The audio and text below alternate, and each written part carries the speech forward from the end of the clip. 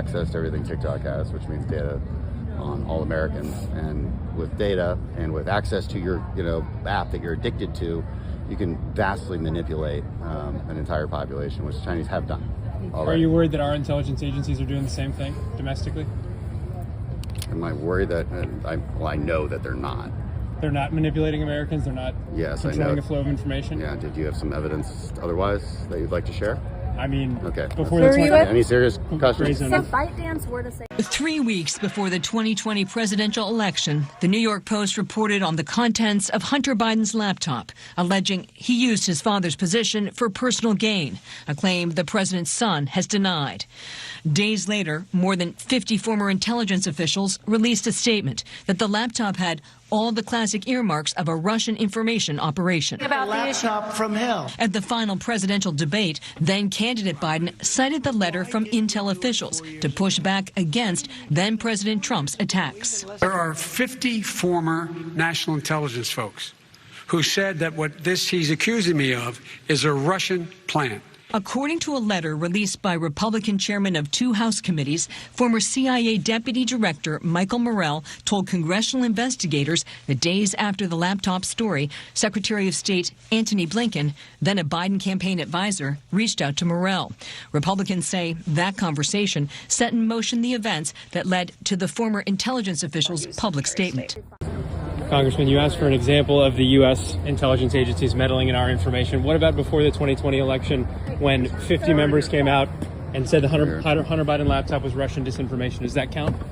No, because they were retired. They were retired, but the FBI had the laptop for over a year. There's nothing even close to what TikTok is. Okay, let's try again. Last year, the U.S. intelligence community concluded that in 2016, Russia launched a campaign of disinformation to discredit Hillary Clinton and help elect Donald Trump. One of the sharpest analysts of Russia's so-called active measures is former U.S. government intelligence analyst Clint Watts. You think that it was successful, and in fact, you specifically write that Russia helped give Trump Michigan and Wisconsin, and therefore the presidency. What's your proof of that? Just from my analysis of watching it and looking at the votes, essentially those were the 2 closest contests in the United States. And the part about social bots that's important is it allows you to amplify your message to such an extent that you can change the way the media environment operates and you cause mainstream media to actually react to the story.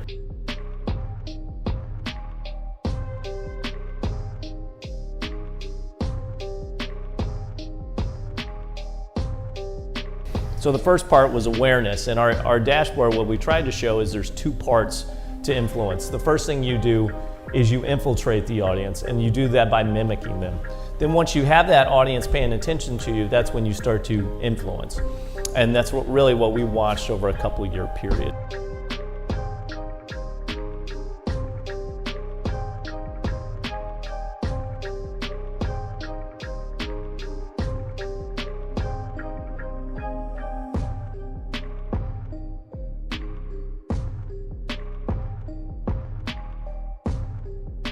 Now, you and your team, you guys created a website here, right? Walk me through this, because these aren't the kind of websites I like to hang out on. So this is Hamilton 68. Yeah, so for years, my colleagues and I, we tracked Russian accounts or Russian-motivated accounts over time. So this is actually a live feed of information, Russian bots and Russian propaganda, a word that you would use. Literally right now there are Russian bots, according to your website, that are putting this out into the world. Is that correct?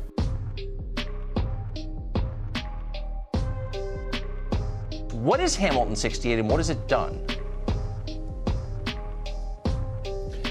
So I wrote about it when it was formed not even a year ago, last summer, because it was yet another example, probably the most vivid one yet, of this kind of union between Democrats on the one hand and neocons on the other. They said that their purpose of their group was to combat disinformation and the attack on the American democracy by Russia and other groups, and their main kind of feature was that they would have this dashboard called Hamilton 68 that purported to track the activity of Russian influencers on Twitter by tracking 600 accounts. Nobody knows which accounts they've designated as influence of Russia. They're not necessarily Russian. They're just people who, in the eyes of Bill Kristol and his friends, are people who espouse Russia or pro-Russia themes, and they just constantly make claims about what Russia is doing on Twitter that the U.S. media, in the most shocking way, uncritically ingest and puts into their headlines as fact about what Russia is doing. Does the NSA collect any type of data at all on millions or hundreds of millions of Americans? No, sir. It does not. Not wittingly. There are cases where they could inadvertently, perhaps, collect, but not wittingly. I, sitting at my desk, certainly had the authorities to wiretap anyone, from you or your accountant to a federal judge to even the president if I had a personal email. He justified leaking the documents by painting a bleak picture about what could happen if U.S. intelligence agencies continued to collect and store the communications of Americans. It's going to get worse with the next generation and the next generation who extend the capabilities of this sort of architecture of oppression.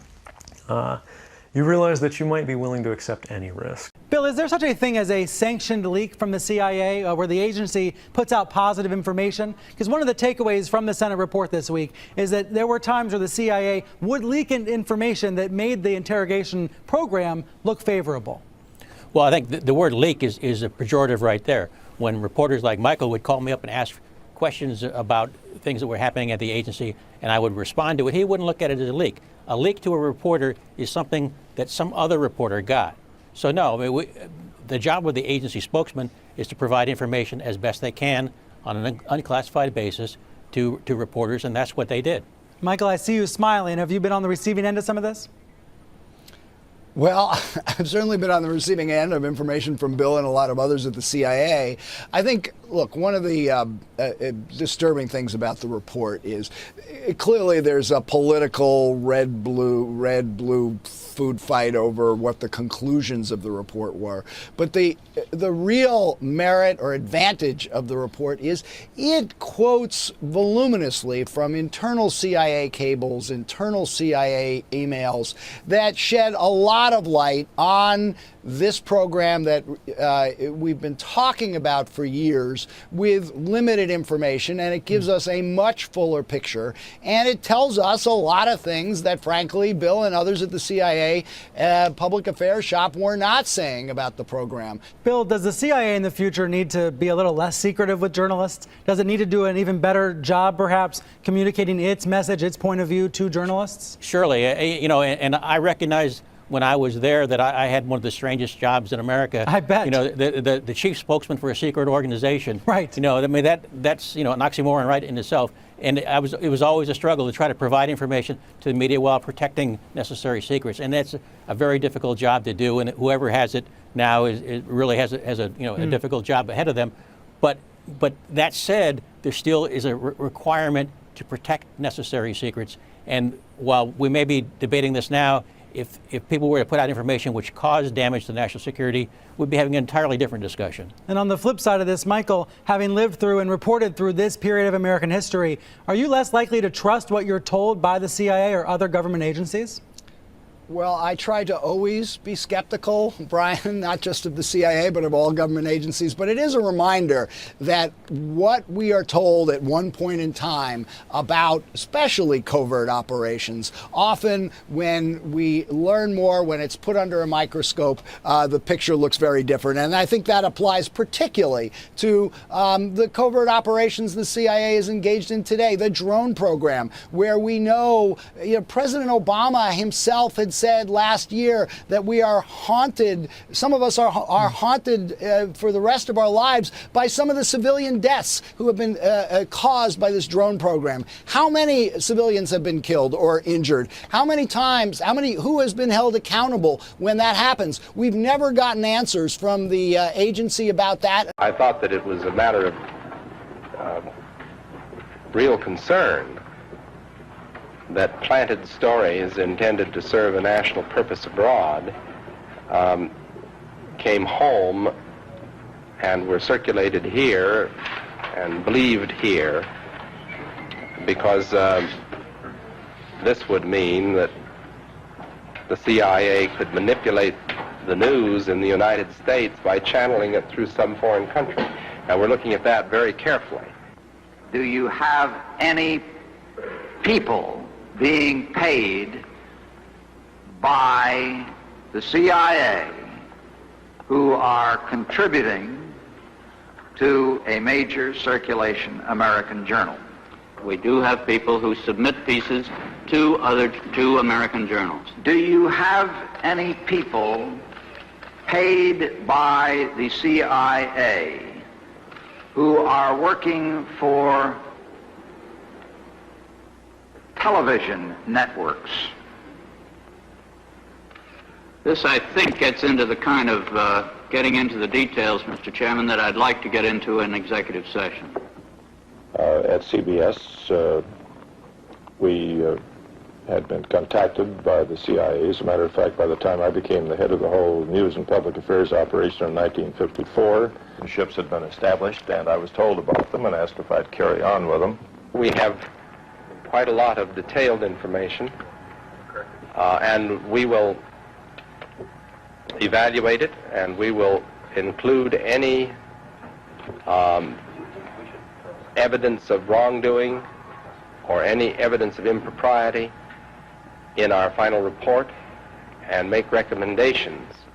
Do you have any people being paid by the CIA who are contributing to the national news services, AP and UPI? Well, again, I think we're getting into the kind of detail, Mr. Chairman, that I'd prefer to handle in executive session. Senator, do you think that you named the news organizations in your final report? That remains to be decided. I think it was entirely in order for our correspondents at that time to make use of CIA agent chiefs of station and other members of the executive staff of CIA as sources of information which were useful in their assessments of world conditions. Would you say that continues today?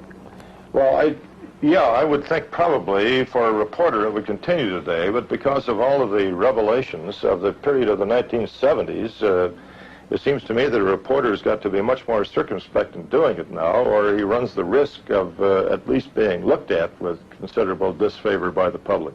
I think you've got to be much more careful about it.